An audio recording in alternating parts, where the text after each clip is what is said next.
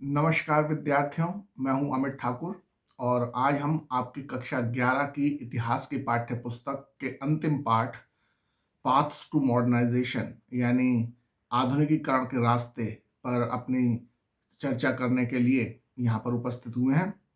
हम इसके बारे में बहुत कुछ पढ़ चुके हैं, आज उससे आगे चलना है। आपको याद है कि हमारा जो इस समय का मुख्य उद्देश्य है वो ये जानना कि जापान में जो मेजी रेस्टोरेशन हुआ था यानी कि मेजी पुनर्स्थापना, तो उसके बाद जापान में क्या क्या मुख्य परिवर्तन आए थे। हम इन सब चीज़ों के बारे में पढ़ रहे थे और हमने तीन मुख्य परिवर्तनों को समझ लिया था। पहला परिवर्तन आपको याद होगा, वो था फुकोकू क्योहे फुकोकू क्योहे।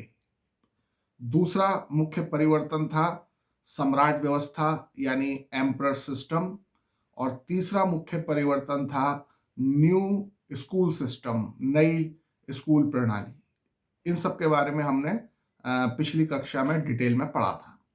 आज हम उससे आगे चलेंगे। तो जहाँ तक न्यू स्कूल सिस्टम यानी पढ़ाई लिखाई की बात है, तो उसके बारे में हम आज एक इंटरेस्टिंग चीज़ देखेंगे। जरा आप अपनी जो पाठ्य पुस्तक है उसके पेज नंबर 237 पर आइए, 237 पर, और उसके राइट हैंड साइड पर एक जो बॉक्स है उस पर कुछ लिखा है, रंग बिरंगा सा लिखा है कुछ। देखिए, हरे, लाल, नीले, इन तीन अक्षरों में लिखा है। क्या है ये? पढ़ सकेंगे आप? अरे भाई, ये तो मैं भी नहीं पढ़ सकता, ये तो जापानी भाषा में, जापानी लिपि में कुछ लिखा है। तो यहाँ इसे देने का क्या उद्देश्य है, क्यों दिया है?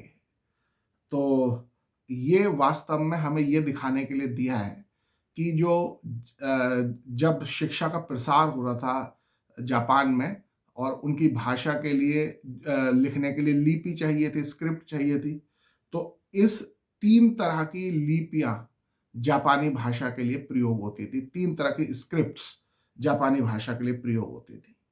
आपके सामने ये जो चित्र दे रखा है जिसमें उनकी लिपियां, स्क्रिप्ट्स लिखी हैं, तो ये जो आपको लाल रंग की जो स्क्रिप्ट दिखाई दे रही है, ये कहलाती है कांजी स्क्रिप्ट। ये चीन से ली गई थी। आपको पता है कि जापान की जो संस्कृति है उस पर चीन का बहुत प्रभाव है। तो जो चीन की स्क्रिप्ट थी वही जापान की भाषा के लिए प्रयोग होती थी और उसे कांजी स्क्रिप्ट कहते थे। लाल जो अक्षरों में लिखा हुआ है वो कांजी स्क्रिप्ट है। आप देख सकते हो कि ये जो कांजी स्क्रिप्ट है ये आपको पिक्टोरियल अल्फ़ाबेट्स की तरह दिखाई दे रही है, जिसमें चित्रों को बनाकर कुछ लिखा जाता है। तो ये एक पिक्टोरियल स्क्रिप्ट है। लेकिन जैसे जैसे समय बीता तो जापानियों को लगा कि हमें अपनी खुद की भी कुछ स्क्रिप्ट बनानी चाहिए।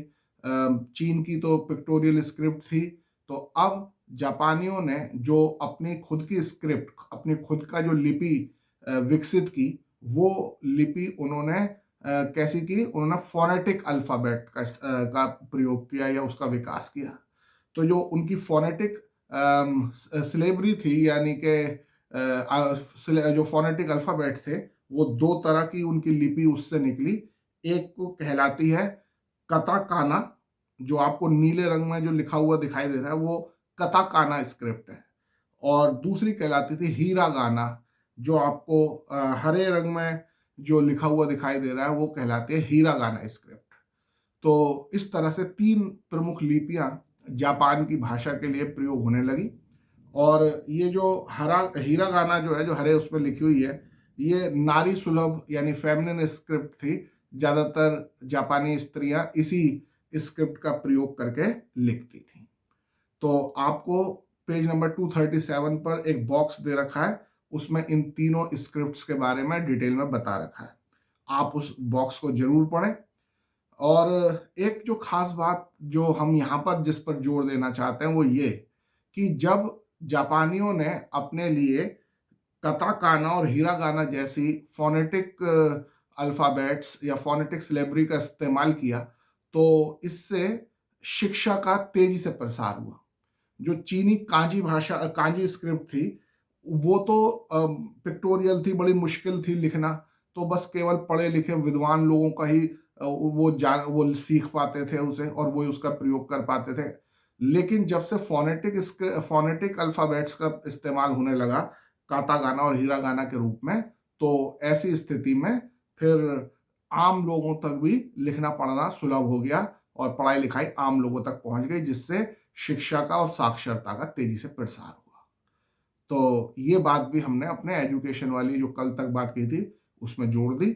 और आप इसका जो ये जो नीले रंग का बॉक्स है, इसमें इन तीनों स्क्रिप्ट के बारे में डिटेल में लिखा है, आप उसे ध्यान से पढ़ें। तो अब हम आगे चलते हैं, अगले चेंज को देखते हैं कि मेजी रेस्टोरेशन, मेजी पुनर्स्थापना के बाद जापान के जीवन में और क्या परिवर्तन आ रहा है। अब तक के कितने चेंज देखे आपने? एक फुकोकू क्योहे, दूसरा एम्परर सिस्टम या सम्राट व्यवस्था, और तीसरा न्यू स्कूल सिस्टम, नया स्कूल व्यवस्था। तो अब जो चौथा चेंज जो जापान में हुआ इस मेजी रेस्टोरेशन के बाद, तो वो है new administrative structure and new military system. तो नया प्रशासनिक ढांचा जापान में तैयार हो रहा है और नई सैन्य व्यवस्था, न्यू मिलिट्री सिस्टम जापान में लागू हो रहा है। तो इन दोनों के बारे में हम जरा देखते हैं कि ये न्यू एडमिनिस्ट्रेटिव स्ट्रक्चर क्या था। न्यू एडमिनिस्ट्रेटिव स्ट्रक्चर का मतलब था कि मेजी सरकार ने पुराने गांव और क्षेत्रीय सीमाओं को बदल दिया और एक नया एडमिनिस्ट्रेटिव स्ट्रक्चर बना दिया। तो इस एडमिनिस्ट्रेटिव स्ट्रक्चर में जो एक यूनिट, एक इकाई होती थी, वो कई गांवों को मिलाकर बनाई जाती थी।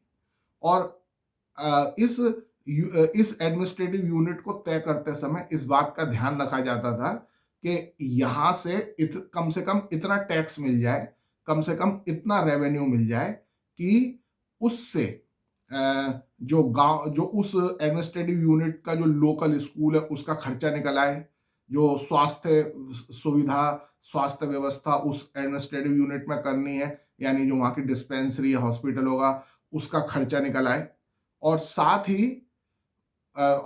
ही वो उस एडमिनिस्ट्रेटिव यूनिट की जनसंख्या कम से कम इतनी हो कि जिससे वहां से पर्याप्त संख्या में सिपाहियों की भर्ती हो सके।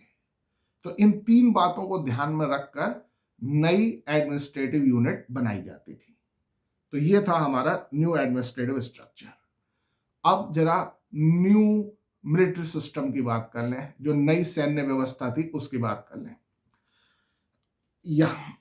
नई सैन्य व्यवस्था के अंतर्गत हर एक व्यक्ति के लिए, हर एक युवा पुरुष के लिए ये अनिवार्य कर दिया गया कि वो कुछ समय तक, कम से कम कुछ समय तक तो अवश्य ही सेना में काम करेगा। 20 साल या उससे अधिक की आयु के जो जितने भी युवा पुरुष थे, उन सब के लिए अनिवार्य कर दिया गया कि वो सेना में कुछ समय तक अवश्य ही काम करेंगे। और इस तरह से एक मॉडर्न मिलिट्री, एक आधुनिक सैन्य बल बनाया गया। तो यानी जापान अपनी मिलिट्री को मॉडर्नाइज करने लगा, उसे ताकतवर बनाने लगा, उसमें ज्यादा संख्या में सिपाही भर्ती करने लगा, और सबके लिए उसने ये अनिवार्य कर दिया कि हर युवा पुरुष 20 साल या उससे ऊपर का जो भी होगा वो कुछ समय तक सेना में जरूर काम करेगा। यहां तक की बात सबको समझ में आ गई कि क्या था न्यू एडमिनिस्ट्रेटिव स्ट्रक्चर और क्या था न्यू मिलिट्री सिस्टम। अब इसके बारे में एक तीसरी चीज जो हमारे को यहां दिखाई देती है वो है कि एक नया लीगल सिस्टम भी बनाया गया, नया विधि तंत्र भी बनाया गया। और इस विधि तंत्र को बनाने का मुख्य उद्देश्य ये था कि इस तरह के कानून बनाए जाएं, और इस तरह के कानून बनाए गए जो 3 बातों पर कंट्रोल कर सके। तो वो 3 बातें क्या थी जिन पर कंट्रोल करना जरूरी था और जिनको लिए ये लीगल सिस्टम बनाया गया था? तो सबसे पहला, राजनीतिक गुटों के गठन को देख सके, जो नई पॉलिटिकल पार्टीज बन रही हैं उन पर कंट्रोल किया जा सके, कोई ऐसी पार्टी ना बने जो देश के हित के खिलाफ। दूसरी चीज जिसको देखने के लिए ये नया लीगल सिस्टम बनाया गया था वो था बैठकें बुलाने पर नियंत्रण रख सके, यानी जो पब्लिक मीटिंग्स होती हैं उन पर कंट्रोल किया जा सके, कोई लोग इस तरह से जमावड़ा ना हो लोगों का कि वो देश के समाज के लिए कोई खिलाफ हो, इस बात पर खास ध्यान रखें। मतलब बहुत ज्यादा कंट्रोल किया जा रहा है लोगों की लाइफ को, हर चीज को शक की नजर से सरकार देख रही है। कोई पार्टी ऐसी ना बने जो हमारे खिलाफ बोले, हमारे यानी सरकार के खिलाफ बोले। कोई मीटिंग ऐसी ना हो लोगों की जिसमें सरकार की बुराई हो। और तीसरी चीज जो थी वो थी कि ये जो नया लीगल सिस्टम इसलिए बनाया गया ताकि सख्त यानी कठोर सेंसर व्यवस्था स्थापित की जा सके। सेंसर का मतलब होता है कि किसी अखबार में, किसी पत्रिका में कुछ भी लेख छपे, टीवी में, रेडियो में कुछ भी प्रसारण हो, तो पहले उसको सरकारी अधिकारी देखते हैं। अगर उन्हें लगता है कि हाँ ये सरकार के खिलाफ नहीं है, तभी उसे छपने की या प्रसारित होने की इजाजत मिलती है। तो ऐसी कठोर सेंसर व्यवस्था भी स्थापित कर दी गई। तो इसे क्या कहा गया? New legal system. तो न्यू लीगल सिस्टम में 3 बातों पर जोर दिया गया। कोई ऐसी पार्टी ना बने जो सरकार के खिलाफ बात करे, कोई ऐसी मीटिंग ना हो लोगों की जिसमें सरकार के खिलाफ कोई बात हो, कोई ऐसी सामग्री ना छपे या प्रसारित हो जिसमें सरकार के कोई खिलाफ हो। तो ये कठोर सेंसर व्यवस्था भी इस नए लीगल सिस्टम की वजह से आ गई। तो यानी 3 आज की जो अभी आज हम बात कर रहे हैं उसमें नई 3 परिवर्तन क्या देखे? नए 3 परिवर्तन देखे कि नया एडमिनिस्ट्रेटिव स्ट्रक्चर, नया प्रशासनिक ढांचा बन गया, न्यू मिलिट्री सिस्टम बन गया, नया सैनिक व्यवस्था बन गई और न्यू लीगल सिस्टम आ गया, नया जो विधिक या नया कानूनी प्रणाली आ गई। तो आप देख ही रहे हो कि ये जो न्यू लीगल सिस्टम है, ये तो भाई बड़ी तानाशाही वाला सिस्टम है, लोगों की आजादी पर बहुत कठोर प्रतिबंध लगा रहा है। तो निश्चित रूप से लोग इसका विरोध करेंगे और हुआ भी ऐसा ही। जो इस तरह के नए नए कानून बनने लगे जो लोगों की आजादी पर प्रहार कर रहे थे, तो इसका विरोध होना तय था और विरोध होना शुरू हो गया।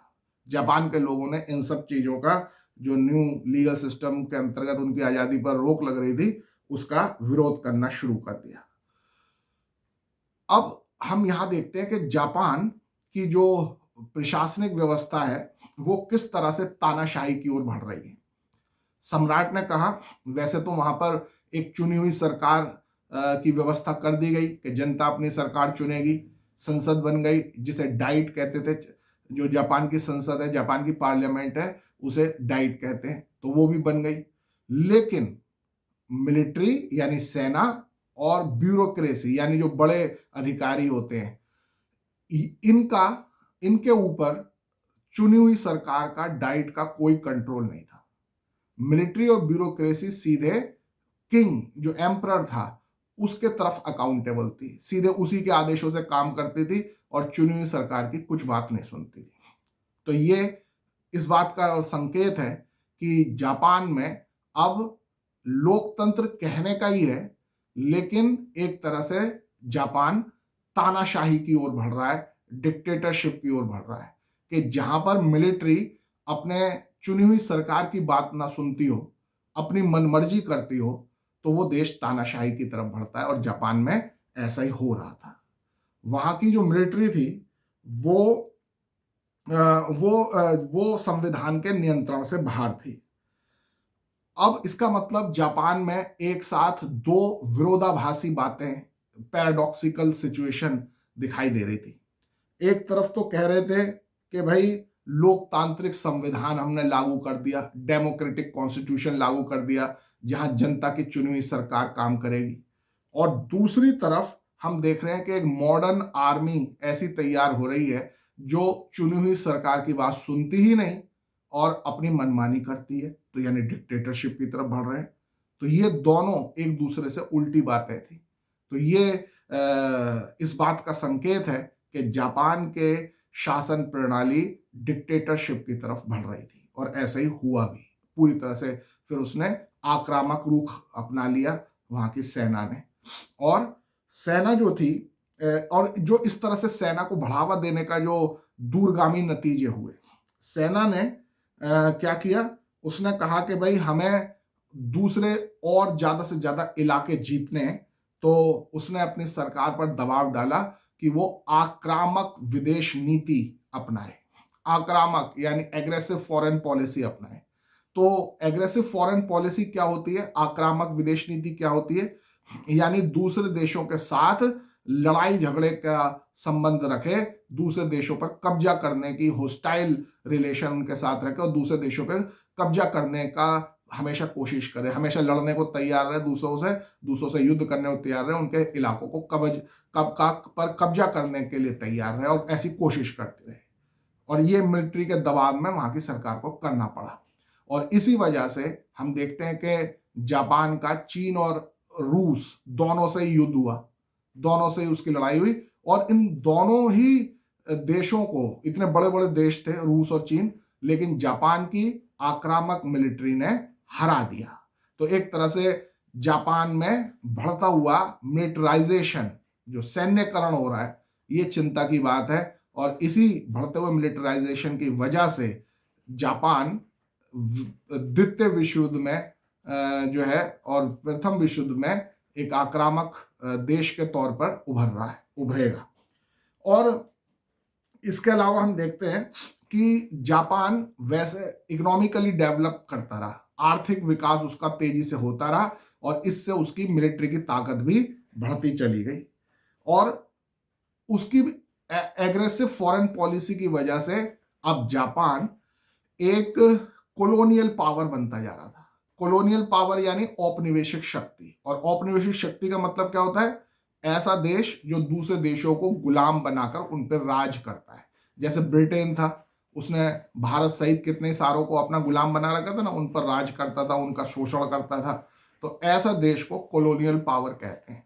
तो एशिया का एकमात्र कॉलोनियल पावर जो था वो जापान था। उसकी भी वैसी नीति थी जैसे यूरोप के देशों की नीति होती थी कि वो दूसरे देशों पर कब्जा करता था, उन पर शासन करता था, उनको एक्सप्लॉइट करता था, उन्हें अपना गुलाम बनाता था।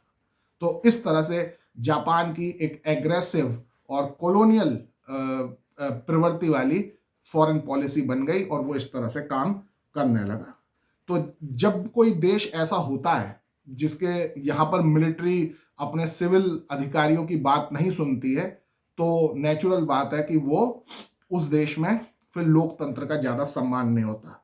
तो यही बात हमें जापान में भी दिखाई दे रही है। मिलिट्री वहाँ इतनी पावरफुल और इतनी उच्छृंखल हो गई है, इतनी ऑटोनोमस हो गई है मिलिट्री कि वो अपने सिविल अधिकारियों की चुनी हुई सरकार की बात नहीं सुन रही और इस तरह से वो जापान में लोकतंत्र को, डेमोक्रेसी को कुचल रही है। तो वहां पर ज्यादा अच्छी डेमोक्रेसी नहीं चल पाई क्योंकि मिलिट्री को पावर ज्यादा मिली हुई थी।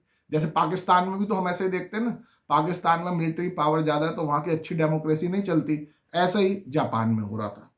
और साथ ही जापान ने जिन देशों को अपना गुलाम बना लिया था, अपनी कॉलोनी बना लिया था, तो उन कॉलोनी में रहने वाले लोगों के हितों का भी हनन करती थी वहां की सरकार यानी मिलिट्री, और उनके साथ बुरा व्यवहार करती थी, उनको एक्सप्लॉइट करती थी, जिससे वहां के लोगों के साथ भी उसके टकराव हो रहे थे।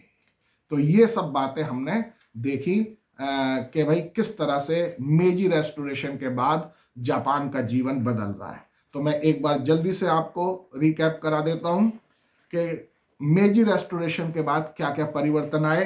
पहला परिवर्तन आया फुकोकू क्योहे। दूसरा परिवर्तन आया एम्परर सिस्टम यानी कि सम्राट प्रणाली। तीसरा परिवर्तन आया न्यू स्कूल सिस्टम, नई एजुकेशन सिस्टम आ गया, नया स्कूल व्यवस्था आ गई। और हमने देखा कि कल्चरल चेंज ये आया कि जापान में 3 तरह की स्क्रिप्ट चलने लगी। कांजी स्क्रिप्ट जो कि चीन से ली गई थी, और इसके अलावा जापान की अपनी स्क्रिप्ट्स जो 2 डेवलप हुई, एक कताकाना और एक हीरागाना। तो ये हुआ। और फिर उसके बाद हमने देखा कि एक न्यू एडमिनिस्ट्रेटिव स्ट्रक्चर जापान में बन गया, न्यू मिलिट्री सिस्टम जापान में बन गया, न्यू लीगल सिस्टम जापान में बन गया, और जापान तानाशाही की ओर बढ़ने लगा। वहां की मिलिट्री वहां की चुनी हुई सरकार की बात नहीं सुनती थी और इसकी वजह से उसने आक्रामक विदेश नीति यानी एग्रेसिव फॉरेन पॉलिसी अपनाई उसने दूसरे देशों को कुचलना शुरू कर दिया, उनको अपना गुलाम बनाना शुरू कर दिया, और यहां तक कि वहां की मिलिट्री इतनी पावरफुल होती जा रही थी कि वो अपने देश में भी लोकतंत्र को, डेमोक्रेसी को कुचलने लगी और चुनी हुई सरकार की बात नहीं मानती थी। तो ये एक छोटा सा रिकैप कर दिया जो अब तक हमने पढ़ा था। अब हम देखते हैं कि मेजी रेस्टोरेशन के बाद ये सब चीजें तो हमने देख ली कि क्या क्या हुआ। अब जरा जापान की इकोनॉमी की बात करते हैं कि मेजी रेस्टोरेशन के बाद, मेजी पुनर्स्थापना के बाद जापान की अर्थव्यवस्था पर, उसकी इकोनॉमी पर क्या असर पड़ा। तो ये इकोनॉमी भाई मॉडर्नाइज हो गई, आधुनिक हो गई, डेवलप हो गई। तो मेजी रेस्टोरेशन का इकोनॉमी पर तो बहुत पॉजिटिव इफेक्ट पड़ा। जो जापान की पहले ट्रेडिशनल इकोनॉमी हुआ करती थी, पुरानी तरह की परंपरागत अर्थव्यवस्था हुआ करती थी, अब वो परंपरागत अर्थव्यवस्था मॉडर्नाइज, आधुनिक बनती चली गई और उसका विकास होता गया और जापान अमीर देश बनता चला गया। तो इस पर आपसे परीक्षा में प्रश्न भी पूछा जाता है कि आखिर जापान की अर्थव्यवस्था मॉडर्नाइज हो रही थी तो कैसे हो रही थी, उसको एक्सप्लेन करो। तो आपको कई पॉइंट वाइज, देखिए जब भी क्वेश्चन पूछे जाए ना, तो आपको उसके उत्तर जब लिखोगे तो पॉइंट वाइज के नंबर 1 ये हुआ, नंबर 2 ये हुआ, नंबर 3 ये हुआ, ऐसे लिखना चाहिए एग्जाम में। तो अब हम देखते हैं कि जो जापान की अर्थव्यवस्था है वो कैसे मॉडर्नाइज हो रही है। सबसे पहली बात हमने देखा कि जापान की अर्थव्यवस्था को मॉडर्नाइज करने के लिए, उसका विकास करने के लिए सरकार ने सबसे पहला काम किया कि खेती पर ज्यादा टैक्स लगा के पैसा इकट्ठा किया और उस पैसे से इंडस्ट्रीज को डेवलप करवाया गया। तो पहला पॉइंट क्या हुआ आपका कि खेती पर, कृषि पर, एग्रीकल्चर पर ज्यादा टैक्स लगाकर पैसा इकट्ठा किया गया और उसका देश के विकास में इस्तेमाल किया और उसी से इंडस्ट्रियलाइजेशन यानी इकोनॉमी का मॉडर्नाइजेशन हुआ। अच्छा, अब आप ये बताइए, तो पहला पॉइंट तो हो गया। अब दूसरा पॉइंट जो है वो है जापान में रेलवे का विकास। आप ये बताइए, भारत में सबसे पहली रेल कब चली थी? याद है? बता चुका हूं मैं। तो भारत में सबसे पहली रेलवे चली थी 1853 में, 1853 में, और थाने से मुंबई सबसे पहले भारत की रेल चली थी। तो जरा देखें जापान में कब चली थी। जापान में जो सबसे पहली रेल चली थी वो थी 1870 से 72 के बीच में, 1870 से 72 के बीच में। और कहां से कहां चली थी? टोक्यो से योकोहामा बंदरगाह। योकोहामा एक सी पोर्ट है, बंदरगाह है, तो टोक्यो राजधानी है। तो राजधानी से उस बंदरगाह तक वो ट्रेन का जाल बिछाया गया और ट्रेन चली थी उसी दौरान वहां पर। और जहां पर भी ट्रेन चलती है, जहां पर भी रेल चलती है, तो वो देश के इकोनॉमी का डेवलपमेंट होता है उससे, और मॉडर्नाइजेशन होता है। तो ये मॉडर्नाइजेशन का पहला सिंबल हमें दिखाई दिख गया कि जापान में रेलवे का विकास हुआ। This is the first important जो sign of modernisation of Japanese economy. तो ये पहला बात हो गई। नहीं, सबसे पहली तो आपको ये बतानी थी कि भाई पैसा कहां से आया। तो एग्रीकल्चर पर टैक्स लगा के पैसा आया, ये पहला पॉइंट बताओगे। दूसरा पॉइंट, जापान में रेलवे का डेवलपमेंट हुआ, रेलवे का विकास हुआ 1870 से 72 के बीच में, और पहली रेल चली टोक्यो से योकोहामा सी पोर्ट तक। ठीक है, ये दूसरा पॉइंट हो गया। अब तीसरी बात क्या बताओगे? जापान ने अपनी टेक्सटाइल इंडस्ट्री के डेवलपमेंट के लिए, अपने वस्त्र उद्योग के विकास के लिए विदेशों से आधुनिक मशीनें आयात की, इंपोर्ट की, बाहर से मंगाई मशीनें, और उनसे अपनी टेक्सटाइल इंडस्ट्री का डेवलपमेंट किया। ये इसकी तीसरी इंपॉर्टेंट बात हो गई। उसके बाद चौथी इंपॉर्टेंट बात है कि इसने अपने देश के कारीगरों, मजदूरों और छात्रों को नई टेक्नोलॉजी, उत्पादन के नए तरीकों के बारे में प्रशिक्षण देने के लिए विदेशों से कारीगर बुलाए। दूसरे देशों से जहां के अच्छे कारीगर थे, उनको बहुत पैसा देके अपने देश जापान बुलाया कि भाई आकर हमारे देश के कारीगरों, हमारे देश के मजदूरों, हमारे देश के छात्रों को अपनी जो नई टेक्नोलॉजी है, उत्पादन के जो नए तरीके हैं, उनके बारे में इन्हें बताओ, और इनका ताकि ये भी सिद्धस्त हो जाए, उसमें ये भी अच्छे हो जाए। और वो आए और उनको, यानी उन विदेशी कारीगरों को जापान के स्कूलों, कॉलेजों में भी भेजा गया कि वहां जाके हमारे छात्रों को भी इसके बारे में ट्रेनिंग दो। तो यानी इस तरह से हम देख सकते हैं कि वहां पर शिक्षा की क्रांति हुई, जिसमें वोकेशनल एजुकेशन, रोजगार परक शिक्षा पर जोर दिया गया। लोगों को, बच्चों को, छात्रों को उत्पादन कैसे किया जाए उसके बारे में बिल्कुल लेटेस्ट टेक्नोलॉजी सिखाने पर जोर दिया गया। यानी सिंपल किताबें कि भाई लिटरेचर पढ़ा दी, हिस्ट्री पढ़ा दी, केवल इतना नहीं, उनको जो प्रोडक्शन से रिलेटेड, उत्पादन से, रोजगार से रिलेटेड चीजें सिखाने के लिए उनके स्कूलों कॉलेजों में विशेष प्रबंध किया गया। तो ये बहुत महत्वपूर्ण था, जिसकी वजह से अर्थव्यवस्था का मॉडर्नाइजेशन, जापान की अर्थव्यवस्था का आधुनिकीकरण होने लगा। इसके अलावा जापान के विद्यार्थियों को पढ़ने के लिए सरकार ने अपने खर्चे पर विदेश भी भेजा। अपने देश के अच्छे होनहार छात्रों को छांटा और कहा कि भाई हम पैसे खर्च कर रहे हैं, तुम विदेश की उस यूनिवर्सिटी में पढ़ो, वहां से नई चीजें सीखो और फिर वापस आके उनका प्रयोग अपने देश के विकास के लिए करो। तो ये भी मॉडर्नाइजेशन था और मॉडर्नाइजेशन का एक कारण बना। एक और बहुत इंपॉर्टेंट बात जो जापान की अर्थव्यवस्था के मॉडर्नाइजेशन को दिखाती है वो ये है कि 1872 में, 1872 में जापान में मॉडर्न बैंकिंग इंस्टीट्यूशंस की स्थापना हुई। जो आधुनिक बैंकिंग प्रणाली है वो जापान में स्थापित हो गई 1872 में। और बैंकिंग जहां पर भी होती है वो देश के व्यापार में, इन्वेस्टमेंट में, सेविंग में को आगे बढ़ाने में बहुत महत्वपूर्ण भूमिका निभाती है। तो किसी भी देश की इकोनॉमी का मॉडर्नाइजेशन तभी हो सकता है जब वहां पर मॉडर्न किस्म की, आधुनिक किस्म की बैंक हों। तो जापान में होने लगी। 1872 से जापान में जो है आधुनिक किस्म की बैंकों की स्थापना हो गई और इससे वहां की इकोनॉमी का आधुनिकीकरण हुआ। इसके अलावा वहां की, जापान की सरकार ने एक बहुत अच्छा स्टेप लिया।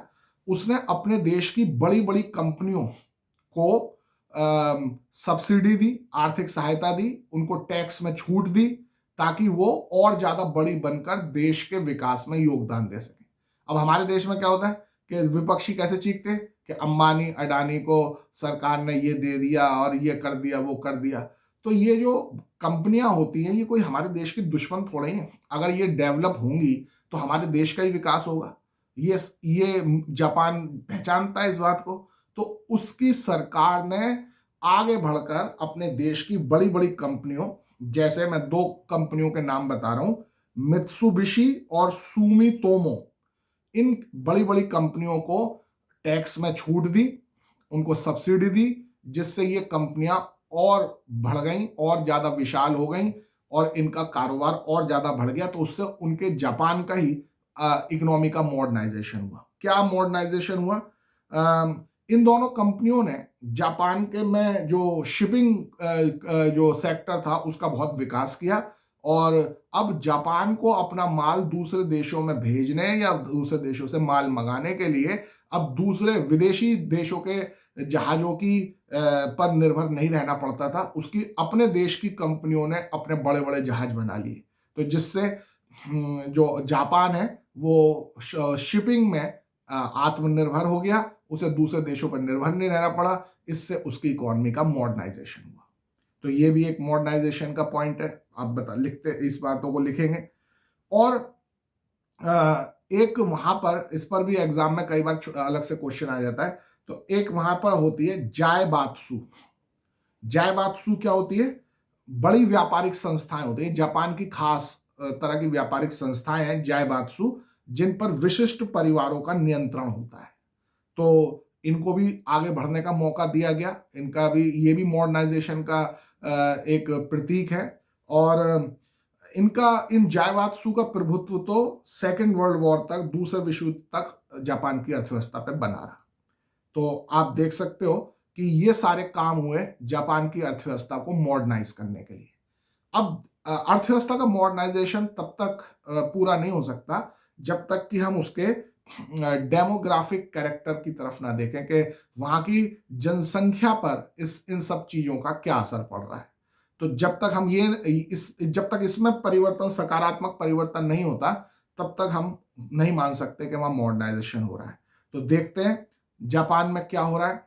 जापान में 1872 में जो पॉपुलेशन थी, जनसंख्या थी, वो 3.5 करोड़ थी, 3.5 करोड़ थी, जो कि 1920 में यानी लगभग 50 साल में 5.5 करोड़, 5.5 करोड़ हो गई। तो 50 साल में 2 करोड़ जनसंख्या बढ़ गई, जबकि उसके पास जमीन तो ज्यादा थी नहीं जापान पे। तो इसलिए अब जापान ने एक नीति अपनाई इस जनसंख्या के दबाव की वजह से कि वो सक्रिय रूप से प्रवास को, इमिग्रेशन को बढ़ावा देने लगा। उन्होंने कहा भाई अब हमारे जो मेन लैंड है जहां पर हम रहते हैं सब, यहाँ तो इतनी जगह है नहीं, जनसंख्या बढ़ गई है, तो अब जो जनसंख्या है इसको नए नए क्षेत्रों को जीतो और वहां अपनी जनसंख्या बसाओ।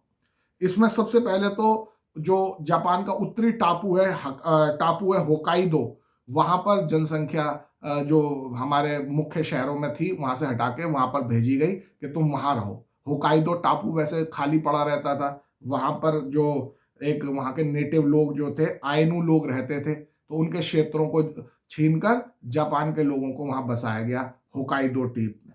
तो ना केवल होकाइदो में बसाया गया बल्कि अब उसकी और जनसंख्या बढ़ रही थी, तो दूसरे देशों में भी कब्जा करके जापान अपने लोगों को बसाने लगा। हवाई द्वीप में, ब्राजील में जापानी मूल के लोगों को बसाया जाने लगा। और जिन देशों को जापान जीत रहा था, अपनी कॉलोनी बना रहा था, वहां पर भी जापान के लोग बसने लगे।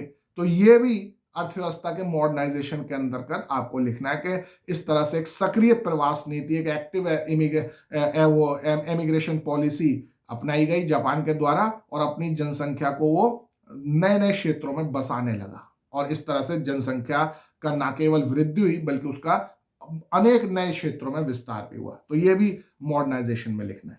और इसके अलावा जो आखिरी पॉइंट आप बताओगे अर्थव्यवस्था के मॉडर्नाइजेशन के बारे में, वो ये कि भाई जो उद्योगों का जब विकास हुआ, जापान में इंडस्ट्रियलाइजेशन हुआ, तो बहुत सारे लोग गांवों से शहरों की तरफ आ गए, तो शहरों की जनसंख्या बढ़ने लगी, अर्बनाइजेशन ज्यादा हो गया।